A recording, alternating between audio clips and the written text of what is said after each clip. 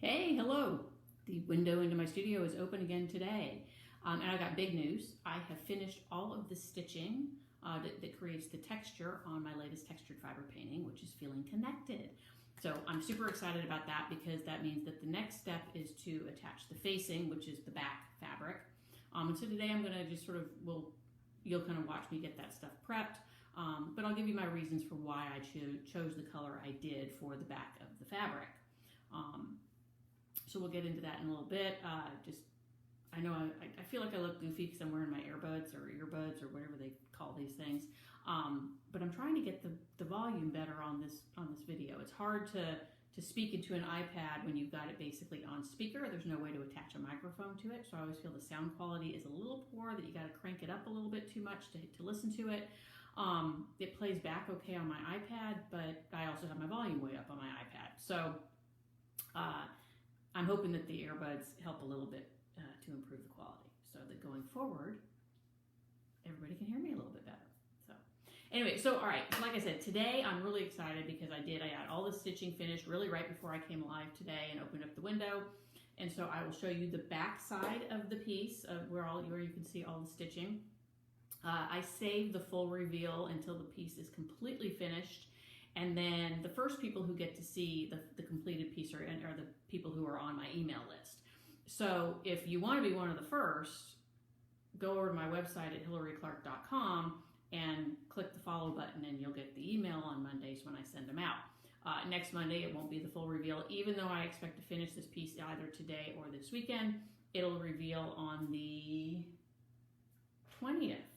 So it's going to go out to my email list on the 20th of July for that view, and then the next day I will go ahead and share it here on Facebook Live. So in that window into my studio episode. So yay! Anyway, all right. So I'm gonna kind of show you the back of the piece a little bit, just because again it's all the stitching. It's a way to sort of show kind of how it looks, but without really showing how it looks. So it's hard to see, I suppose, but I'll try and stand up. But this is all the stitching. As you can see, it's why it takes me a long time to do this, or not. Well, I shouldn't say that. I mean, when I really get going, it gets going. But that's a lot of thread. You know, I go through lots of bobbins, I go through lots of thread, and so ultimately it does take a number of hours to finish these pieces, to get them to where they are, as densely stitched as I would like them to be. So that's the back side with all the thread. Now the next step, of course, is to put the facing on it, which is the backing, so I can hide all that thread. I don't want that to be seen, and it's my way of finishing off the edges, because the edges on a piece at the moment are still really raw. As you can see the batting, and then the muslin behind the front side. So this is the front and this is the back. And so I wanted to be able to finish this edge, and so my facing does that. The backing facing does that as well. So, and I do something that's called a pillowcase facing, which is a full cover facing. I stitch it all the way around the entire piece, front sides together, and then I cut a slit in the back, and then I turn it inside out, and then I press it really hard to get the edges to kind of go flat, which is a really neat way to do it, because doing these pieces the way I do them with these abstract outline shapes, I really couldn't find, I didn't want to bind them. I wanted it to be sort of this very finished edge. I didn't want to do a binding. And binding is, I was going to end up with wrinkles and creases and things like that I just didn't want on those edges. And it's not to say I don't get a few of them with the facing, just because a curve is a curve, and it's not always easy even fabric doesn't always want to follow that line. But the binding I did just really didn't appeal to me. It wasn't how I wanted to finish these pieces. So like I said, I do them as a full facing. So I'm going to turn you now. I've got to press some fabric in order to do this. I didn't get a chance to get that done before we went live today.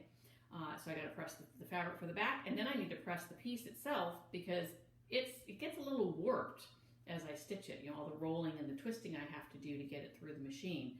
So I got to press that too, so that I'm putting two smooth flat pieces together before I pin them and stitch them together.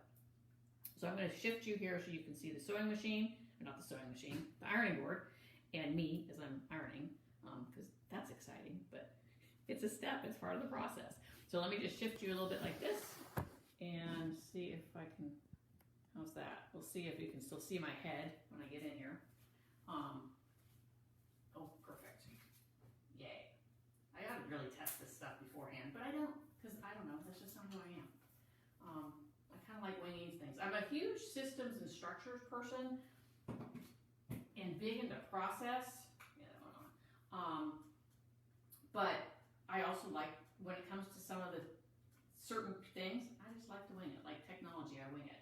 And I got to turn you just a little bit because I'm realizing that it's not quite where I want it to be. There. So, just so I'm a little more centered. Look at that. Yay! Yeah, the iron's got to come up to temperature. I didn't want to plug it in until I got over here because I didn't want to, while the cord is lying on the ground, I had visions of myself tripping over it. Because just, nobody wants me to go there. I sure as hell don't want to go there. So yeah, so it's coming up to temperature. It won't take too long. Anyway, I have chosen white for the back of Connected. And if you're, we're sizzling, we got steam coming out of this thing today.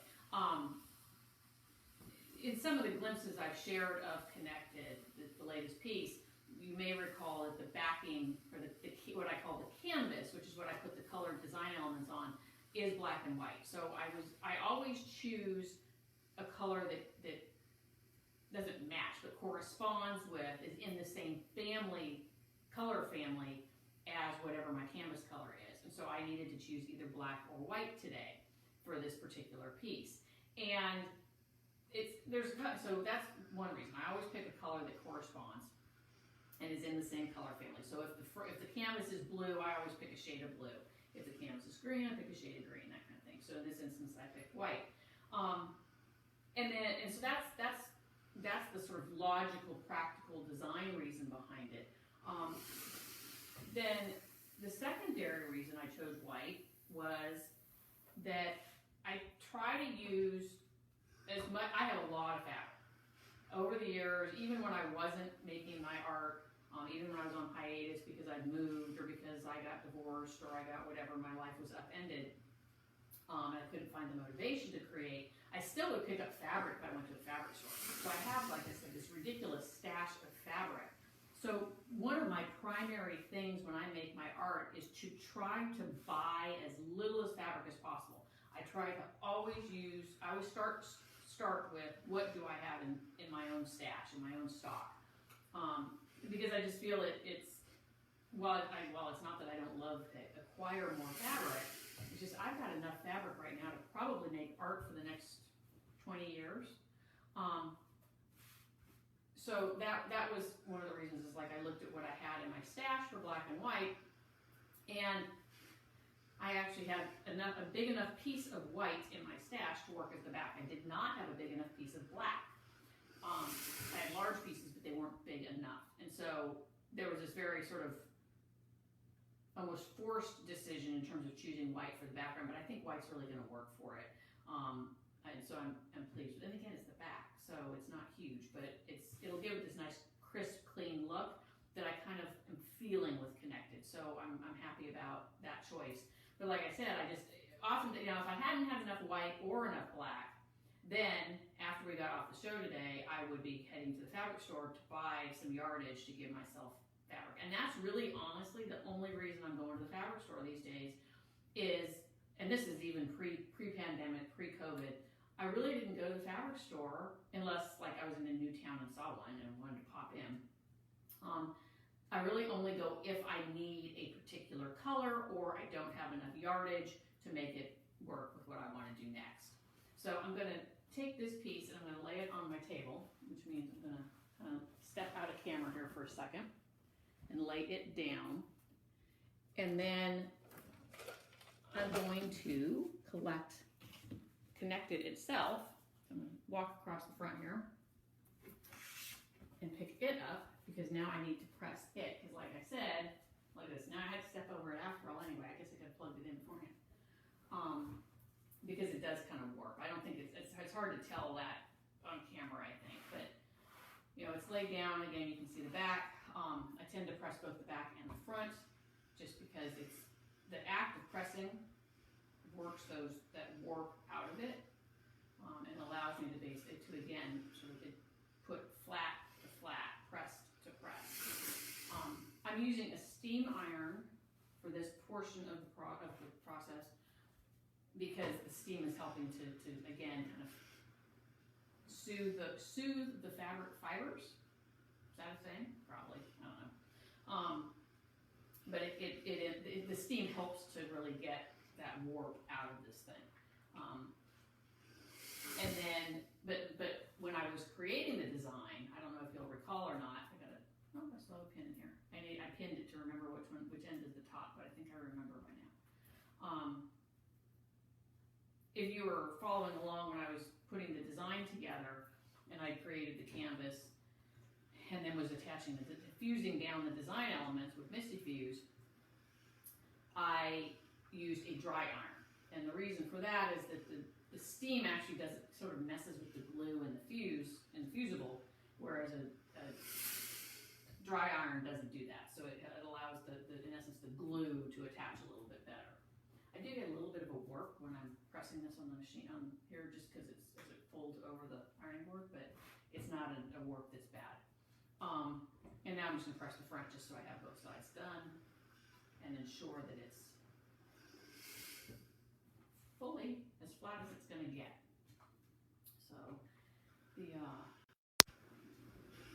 So when this piece is done, I'll mark it for sale and it'll be available if somebody's interested in it.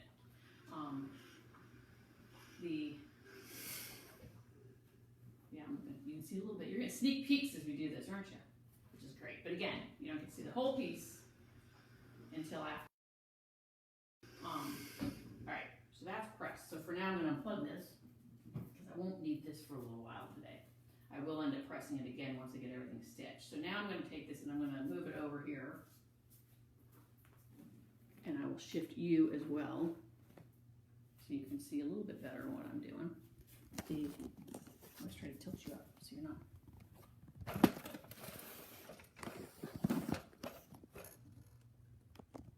So, ow, as I kick my table. All right, it's not my face. Back this up a little, sorry. Again, this is all like work in progress kind of stuff here. Still not on my face. Kind of crouch down. I'll crouch down. I just totally lost my thought too. Old lady thinking here. So now I want to get this positioned on the fabric so that there's a tiny bit of overlap. And as long as it's just overlapping even with just the batting, then I know I've got enough fabric in here. And I planned that out before I went live. So now I've got this, and I guess I need my pins. I didn't get my pins out. Let me do that. Where did I put them? I gotta find them. I think they're over here. There they are. So I'm gonna just raise this up just a smidge more, so I don't have to crouch. There we go. It helps that I'm short. I don't need like really tall things to put my iPad on so you can see my face. Advantages that I didn't appreciate when I was young. So now I realize that the camera's not really pointing on it anymore, but in essence, what we've done here is I've taken the fabric and I've taken the art piece, and you can kind of see it through there, and they're now together, kind of sandwiched together, layered together, maybe is a better word. And then I'll just go around here and I put a few pins around the edge to anchor it. So this piece of it is much like matching seams. If you or anyone you know makes clothing, one of the steps in making clothes is you match the seams. So you match the seam on the blouse, or you match the seam on the pants, or whatever it is, and just look at whatever garment you're wearing right now, and I'm sure you'll find a seam, like where the sleeve is attached, right? So you match these seams. And in essence, what I'm doing here is I'm pinning it much like that, because while I'm not creating a seam, I'm going to stitch around the very outside edge of this to hold these two pieces together, so that I can then flip it inside out and create the backing, or finish off the piece rather. So with the backing. So it holds it in place while I'm moving it around through the machine, so it doesn't shift, because then if it shifts, you end up with weird little wrinkly bits that you don't want. And as we age, we get wrinkly bits we don't want anyway, so let's not have it in our art. I usually move around a little bit more. I'm feeling pretty good today. My little short arms are reaching. Lots of short strokes today. Yeah, I'll get this pinned, and then I'll shift it over to the machine. We may have a slightly longer episode today because we'll take it to the point where I actually get this thing stitched together, and then we'll end the episode, but and let you get back on with your day. So because once I get it stitched, I will need to. Then I trim the edges. I got to trim the edges before I can turn it inside out. But I'll show you what I'm talking about once I get this done. So, I think I need to use these pins are old. A bunch of them are bent. I have better pins, newer pins that I just don't use because I don't know if they're pretty, which is a ridiculous reason not to use something. And life's too short, but I've had these a long time. And they still work even if they are a little bent. They're going to get bent going through all these layers anyway, it's thick. Alright, so now we're pinned, which means now we move to the sewing machine. So I'm going to move you guys again, so we can do that. And roll my chair over there so I can get there. I will turn you. I should bring you down. Sorry, just shoved my thumb into the camera. I do this every week, or every day. Do that. Shift it down. Can you see the machine? Can you see me? There we go. How's that? All right. So now, like I said, we're going to stitch the two layers together and create this multi-layered, or, well, just stitch the layers together. So helps to take that out from underneath the piece, makes it hard to move. So I'm going to stitch this thing around about roughly a 1/4 inch from the existing edge. I've got a foot here that is a sort of a 1/4 inch foot, which is great. And so I'm basically going to set the edge of the foot, and you can't see it unfortunately, but I'm going to set the edge of the foot down right on with the outside edge of the foot on the very outside edge of, or very outside line of stitching. And that's where I'm going to stitch around from, so that I'm as close to the edge as possible while still maintaining some sort of connection to the fabric. I'm going to roll it up a little bit just because it gets heavy. You can't, when they're fully spread out, even though these things are really only about 2 foot by 3 foot, there's still enough weight in them that to try and maneuver it becomes difficult if it's not rolled up. So I roll it back up, which is why another reason it's going to get pressed again later. So thread stitches to my hand. So we'll go around. I got to pull pins out as I go because I don't like to stitch. You stitch over a pin, you're almost guaranteed to break your needle. And needles are an important tool when your art involves a sewing machine. So, trying to break them. If you break it, I gotta stop. It's just too much of a mess. So I go, and I can't go crazy fast just because this thing has an odd shape. It's not a straight line. Straight lines, just like driving, right? Or running or anything else. You go in a straight line, you can go faster. Shortest distance between 2 points, all that good stuff. So you can go at a higher rate of speed. You get a curve in here, you got to slow down a little bit, and that's kind of what happens here when I'm doing this bit. So it doesn't take too long to do all this. It's just,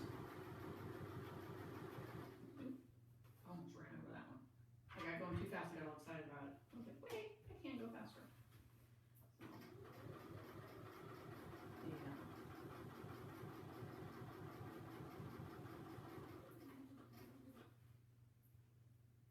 The pins too. You gotta slow down, pull the pins out.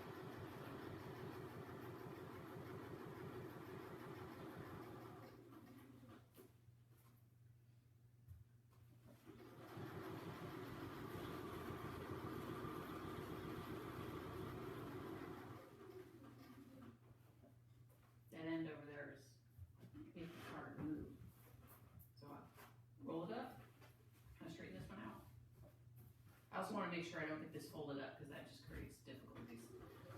Then I got to pull seams and I don't want to do that. So.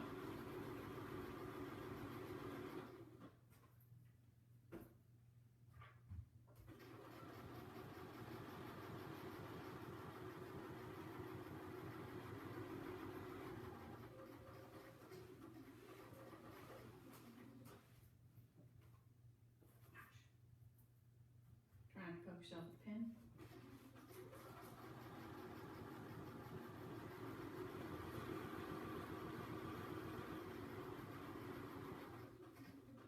As I'm stitching here, I'm thinking of that line from Top Gun, which I just rewatched on TV the other night. I think it was last weekend. And kind of, so what's going through my head is, feel the need for speed. But like I said, if I go too fast around these curves, I can really kind of jack up the stitching and really make a mess of it. So while I might feel the need for speed, I'm going to attempt to moderate and be a little more cautious with it.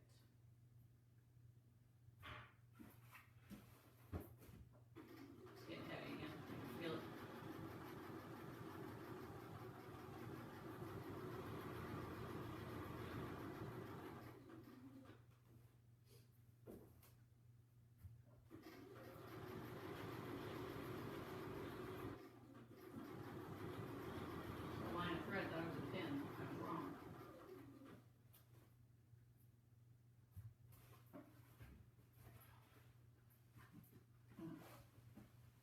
Constant maneuvering, which is all right.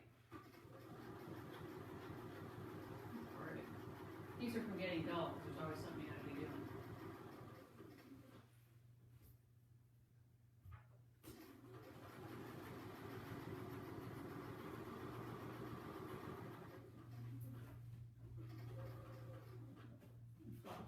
Again, we're getting closer. I found my last pin, so we're getting almost to the end.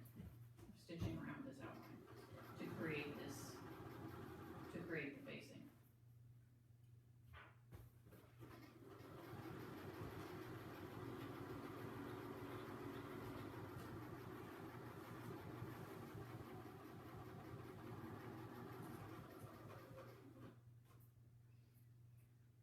So when I finish this piece, again, like I said, I'll finish it. It'll probably get finished over the weekend. It's probably,